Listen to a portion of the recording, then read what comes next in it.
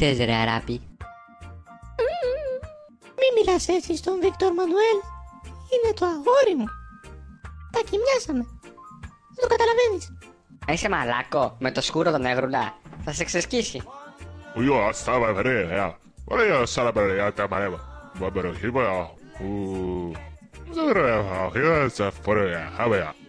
Εσύ θες να μας πηδήξεις όλους.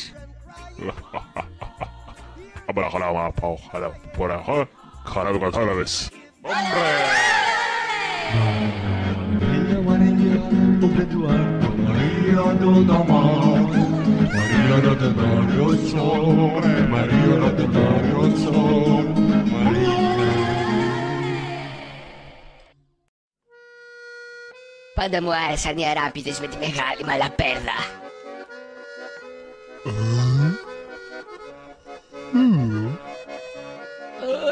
Κάστηκα να τον παρατήσω για να μεγαλώσω εσένα. Και τώρα τον κούφτωσες στο ματριό σου. Πες μου γιατί μου το κάνεις αυτό. Γιατί. Σταμάτα μην κατηγορείς. Παναγία μου, Μαμά, πότε θα δεκατάς ο Βίκτορ Μανουέλ?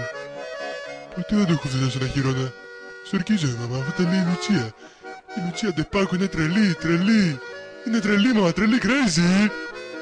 είσαι ένας ψεύτης. Si quieres ahora, niña, amada mía, soy. Si quieres ahora, niña, amada.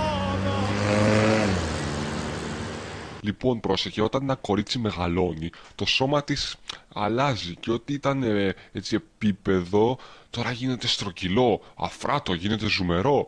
Και πρόσεχε τα αγόρια θέλουν να σε χουφτώσουν, θέλουν αυτά τα στρογγυλά να τα πιάσουν, να τα ζουλήξουν, θέλουν να σε πηδήξουν, να σε μπιφτεκώσουν. Αχ, Λουτσία Ντελαπάκο, πώς να στα πω αυτά τα πράγματα, πώς να στα πω, είσαι και τρελή.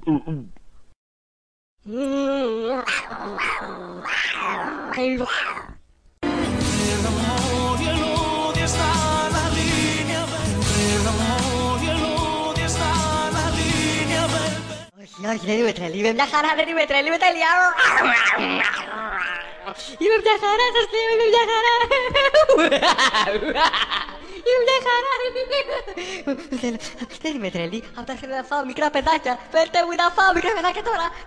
Ανοίξτε μου να φάω μικρά παιδάκια. Ανοίξτε μου, θέλω παιδάκια.